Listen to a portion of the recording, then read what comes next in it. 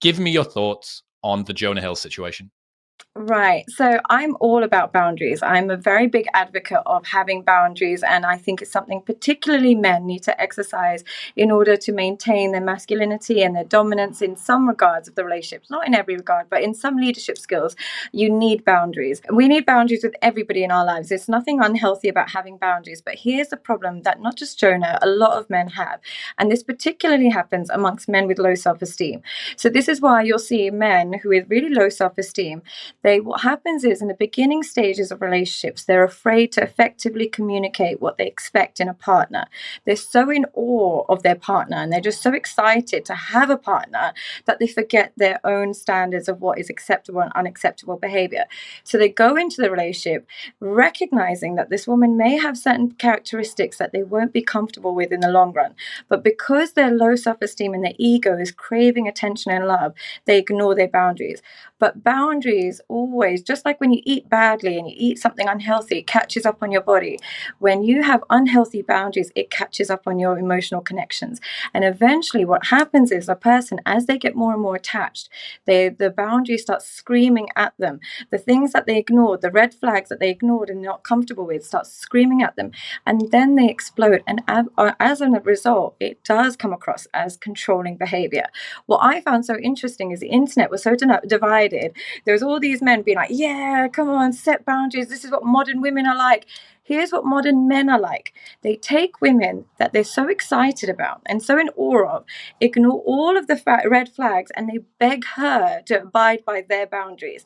So you'll see men dating girls who have like OnlyFans or the Instagram pictures of bikinis. They're begging these girls to take them on a date or begging these girls to be with them.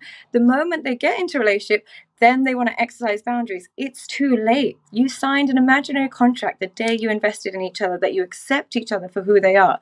Now that your insecurities are keep creeping in, you don't have the right to now undo the damage that you set the foundations for, is what I was thinking. What were you thinking, Chris? I'm actually really interested to know what you think about this situation. I actually don't know what you think.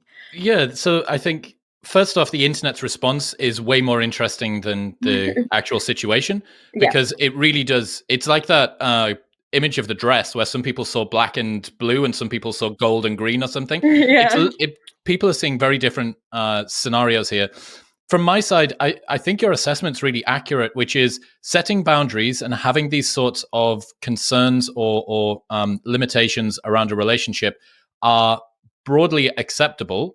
The difference is if you establish a routine and you allow somebody to become attached with one particular set of rules, and then over time, as your feelings for them get involved, and you have to, you're right. It's almost like the boundaries are very difficult for you to ignore because of how much you care about the other person.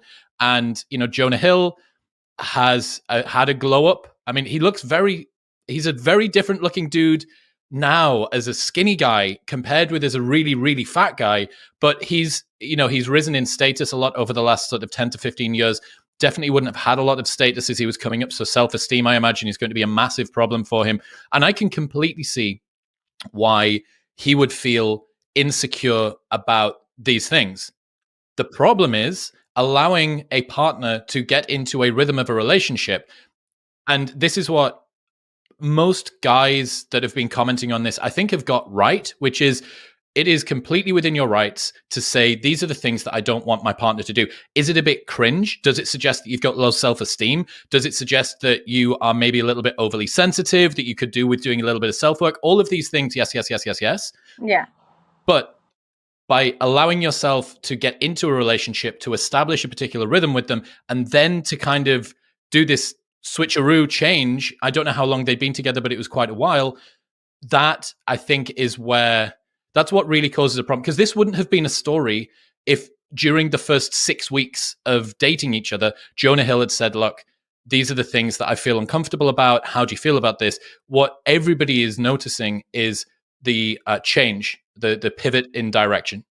And chances are, if they had that conversation early, she would have said, well, I agree with you. I'm not the partner for you because I'm a surfing instructor. This is what I do for a living. I completely respect your boundaries. I will respect what you have to say, and then we can part ways. But to do it later on, when you finally got the confidence, is basically selling a false sense of yourself to your partner. And unfortunately, this is what a lot of men, when they have the glow up, and same with women, when they have the glow up, our self-esteem is pretty much established by the time we're 14, 15 years old. So your childhood experiences and your high school experiences tell you what your self-esteem are. So when you are 25, 35, you might look great, but you're still that 14-year-old boy that can't believe you got this surfing model to have sex with you.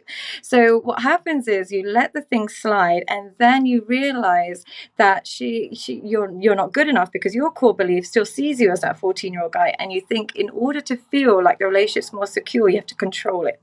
To make everything feel more secure, you feel like micromanaging. But the reality is, it's all down to the boundaries you accepted in the beginning. And it doesn't mean that, okay, I understand people change and you might need to change up the parameters of your relationship, but you shouldn't be making ultimatums. Ultimatums, nobody really respects, because truly, most people who make ultimatums aren't really going to do anything if you don't abide by them. Ultimatums is a fear tactic. It's to scare your partner into submission. Whereas when you have kind of established that you will leave whenever the boundaries are crossed, you don't need to make ultimatums. You just watch their behavior. You let them know what you prefer, but you watch their behavior accordingly, and then you leave accordingly. But ultimatums are almost a cry for help. What do you think about the people saying that this is abuse? On which part? Because the messages, the restriction of I don't want you to have photos of you in a bikini with your ass out. I don't want you to be surfing with guys. I don't want you to have friendships with people from your recent wild past. Mm-hmm. I would be very cautious of using the word abuse, even though I don't agree with Jonah. I think it is an extreme attempt to kind of vilify. He is actually what I see as a cry for help. When we have intense insecurities, it then manifests itself as controlling behavior. But that controlling behavior is a direct correlation to how attached they are to you and how inadequate they feel about the relationship, either because of how their self-esteem or how you've made them feel. So when we use the word abuse, I would be careful of using that, because abuse it signals that person is doing it maliciously, consciously, and has been doing it throughout the relationship. But what this may have been is his insecurities got the best of him, and he lashed out in a way that it isn't appropriate. But I would be mindful of the word abuse. What do you think? Do you think it's abuse?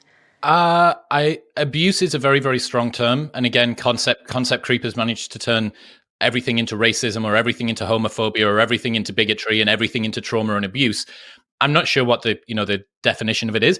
I think it's a shitty move by Jonah Hill, and I think that people who have low self-esteem do loads and loads of strange things that to them is just insecurity burbling inside of them, and like a volcano, it cracks out through a fissure, and if the pressure has built for a long time, then that can happen.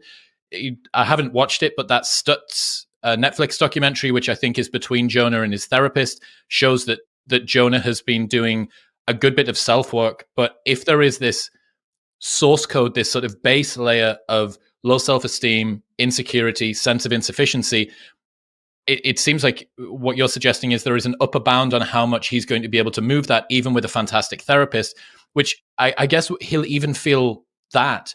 He'll feel the discomfort of, who am I to be this world famous actor that feels like he's insecure around this girl? So there's an awful lot going on. Yeah, but do you think that her reaction is a bit abusive, like exposing it to the public, when we know that there's millions of people now judging this person who's already emotionally vulnerable? I would argue that's more abusive. I would argue that when you know somebody's in the public eye, and the amount of people that are now going to judge him, and the potential effect it's going to have on their career, when it could be resolved between the two of you, do you think that's more abusive and narcissistic? More abusive and narcissistic. That's a really interesting one. Certainly, the timing of it seems strange. The Jonah and his new fiance have just had a child. The ex-girlfriend said that she had held this off. so that she didn't disrupt the pregnancy. But I mean, the choices between disrupting a pregnancy or disrupting a newborn. So, like pick your poison there. I'm not convinced that it's right to air this out in this way. But then on the flip side, is this a useful example for guys who have a low self-esteem to understand that it is important to understand how setting boundaries works? The problem that you have is we're working very, very hard to make the ex's motivations for doing this into something that's virtuous. I think maybe you could say it helps other girls and women to feel like they can leave a relationship where the partner sets unreasonable boundaries. But the point is that these requests weren't insane. They were maybe overbearing, insecure, and poorly timed, and all of that nuance gets lost. And it's not even the ex's job to have a good idea of how public relations works for some A-list celebrity and to work out every different permutation of the second, third, fourth order effect. So it's just, as with everything, it's super messy. And there's a second set of screenshots that she just put out that came out today, and those include Jonah replying to her saying, using screenshots or like replying with screenshots and posting screenshots to manipulate me makes me feel like shit. That screenshot is from August 2022. But what people are doing is they're taking that screenshot and presuming he's texted her recently about this most recent. It's not. It's due to her sending back to him his own screenshots in a private message thread. Then there's this other stuff that seems like he was sexting the ex only maybe 6 weeks or a little bit before he maybe got with the new girl, which is now the baby mama and fiance. So it's all just messy. There's misinterpretation. Can I apologize? Because then maybe I was misinformed because me stupidly thought that they were together recently. I didn't know how badly she timed it. So then in that case, if I now know that she was actually his ex from some time back, she's the abuser. She's the abuser. And this is why she's the abuser. If you react in the moment, it's a cry for help. If you react a year later, it's a cry for attention. There's a big difference. When you're crying for help, you're genuinely on your knees and you need people to know. And that moment I can understand. A bit like, when you hear footballers' wives expose them for abuse. But when it's a year later, it's so premeditated. And it's such a way of casting a dark shadow on what could be a glorious time for him now. She's definitely the abuser in this relationship. What would you say to the people that would push back? Sadia, this is, no matter whether it was 1 day after or 1 year after, this is an appropriate opportunity to bring to light poor behavior from a partner in a relationship. This is going to be a landmark event which explains and shows to other women about exactly what is and is not acceptable behavior. And this girl has done a thing which helps the world to see exactly what this sort of guy is like and how this woman has dealt with it. That would be somewhat believable if she aired this or privately to the person that she believes he's now in a relationship with, because then there's no narcissistic reinforcement coming towards her. There is no victim mentality. There is no outcry of public, because narcissistic behavior, they love getting everybody to agree with them. There's none of that. There's no collective mindset. It's purely, I want to help. And then you can first start there. If that person's not heeding to your advice and then you go a bit more public over time, I can slightly understand that. But this does not signal that at all. So that's why I just feel like when it's between the two of you, or if it's in the moment, I completely understand. But if it's a year or time later, to expose somebody and degrade somebody is very different to expose your own traumas and trying to seek help. The two things are very, very different. And it sounds like very selfish motives. What do you think about that? Did you think it's selfless? I definitely don't think it's selfless. I think no matter what you believe, this woman has now pigeonholed herself as either a card-carrying domestic abuse survivor, there's going to be sexual crime survivor. Like, she's going to make herself a spearhead for women who have been mistreated in relationships, and that's now this lady is locked onto those train tracks for probably the next 2 years of her life. Maybe there's a book deal out of it. Maybe there's, her Instagram's doubled since I last checked it. It went from maybe like sort of the 60K up to, I think it's at 150 now. It's going to be at way more in the future. And it's important to note that the amount of kind of subjective focus narcissism involves, victim mentality is the same way. The amount you have to kind of focus on you and prioritize you that is required in narcissism is exactly the same in a victim. Somebody who over-identifies as a victim displays the same level of self-indulgence as a narcissist, and which is why I try and get both of them to remove those labels, because they're not good for either of us. They don't create any responsibility and accountability on both ends. The lack of accountability and responsibility on both the victim and narcissist are almost identical, which is why they require the same level of self-indulgence, and which is why we try and change it to, I wouldn't call her a victim of abuse. I think it's an insult to people who are actually been abused to suggest that she's an abuser, been abused. But I do think, of course, Jonah should have been more mindful when picking a partner, and hopefully he's chosen a partner who does abide by his boundaries, and it's a learning curve we all go through. But I think trying to galvanize the public into supporting your kind of victimhood is the biggest signal of narcissism we can actually find in modern day society. Guys, you're probably just as exhausted as I am seeing constant advice on how to get girls, how to make women submit, how to master your masculinity. I understand how overwhelming this can be, but what I have done is taken my absolute most important advice that I have learned from years of working with men and women and condensed this into a very digestible course.